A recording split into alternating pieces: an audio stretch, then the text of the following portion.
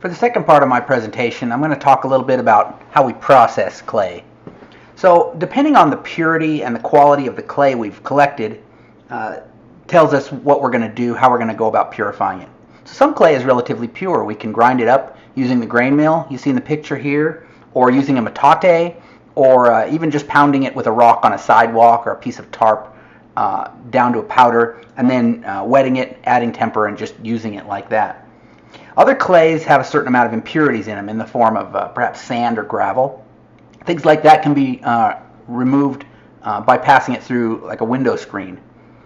So you'd slake it, you'd get it wet, and you'd pour it through a screen of the appropriate size, depending on the impurities you're trying to remove.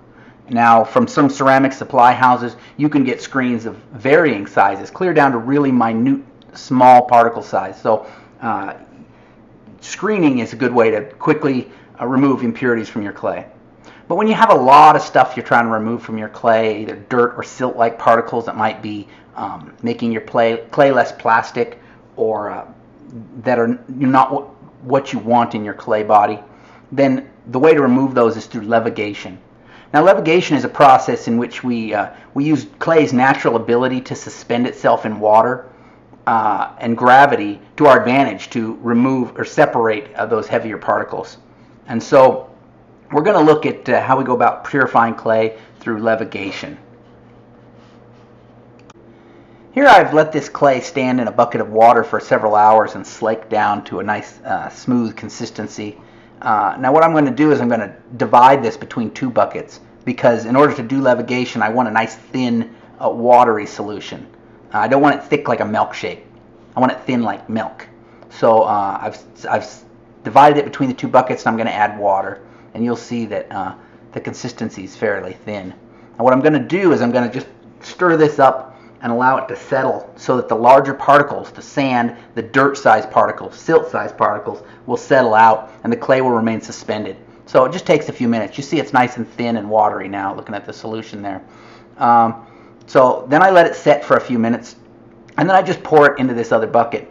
Now I also have a screen on there to catch bits of root and other impurities or anything else that I don't want in my clay. And you'll see as I clean the screen out several times that it does catch a lot of stuff. Now you want to be careful when you pour that you don't pour too deeply, because remember the dirt-sized particles have settled to the bottom of that bucket, and so I want to pour only the clay off the top. And you'll see a color change difference. Usually the heavier particles are a darker color. The clay will be a lighter, a little brighter color. And you can see the stuff in my screen there. It's pretty clogged up. I have to clean that screen out several times. So here I'm agitated it again, let it stand, and pour off the top. And I'll repeat this process many times until this bucket here is pretty full of the clay solution. So I'm going to get a clean bucket, put my screen in. Once again, add water and just keep repeating the process. And as you continue to add water and let stand and pour off the clay, each time you're getting a smaller percentage of clay. Here's my second bucket from when you divided it at the beginning. And so that stood for a while, and I can pour the clay off of that. So each time I refill the buckets, I'm getting less and less clay out of the material. So I just continue to try to get more of the clay out by adding water, agitating, pouring off.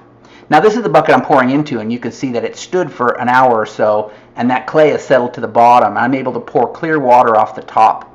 Be careful, I pour right down to the clay line, and then that way I can continue to add clay to that bucket as the clay settles to the bottom. So once again, fill the bucket, agitate, let stand, and pour off. Here's another one that stood for a while, and so I'm getting the clear water off the top. Just slowly pouring that over so that you don't stir it up and cause clay clouds in there. Then you're pouring off clay.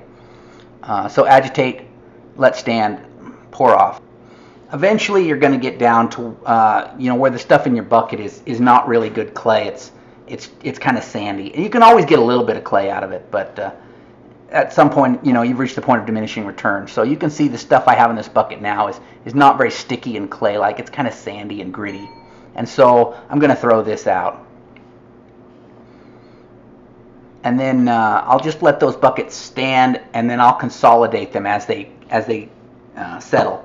And so this is the next day. I've consolidated into one bucket. It's settled overnight, and I'm pouring off the last of the clear water from the top.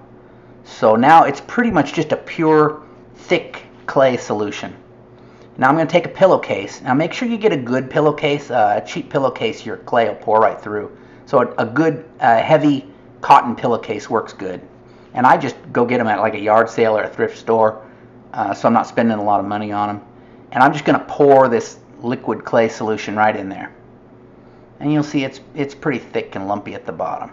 You just pour it right in and clean it out. Make sure I get all my clay out of there. And then I'm just going to roll this pillowcase up and just let it sit on the ground for a day or so and dry out. That's how I get the water out of the clay now that I've purified it. So you can see it'll be almost dripping water at first. And I'll just roll that end up so the clay doesn't pour out on the ground. Just roll it up a little bit and let it sit there. And then maybe every 6 hours or so I might flip it over because it'll dry out more on top, you know. And this is clay that I've let stand for a couple of days, and you can see it's got a nice plastic consistency. So that's all there is to it, how to process native clay.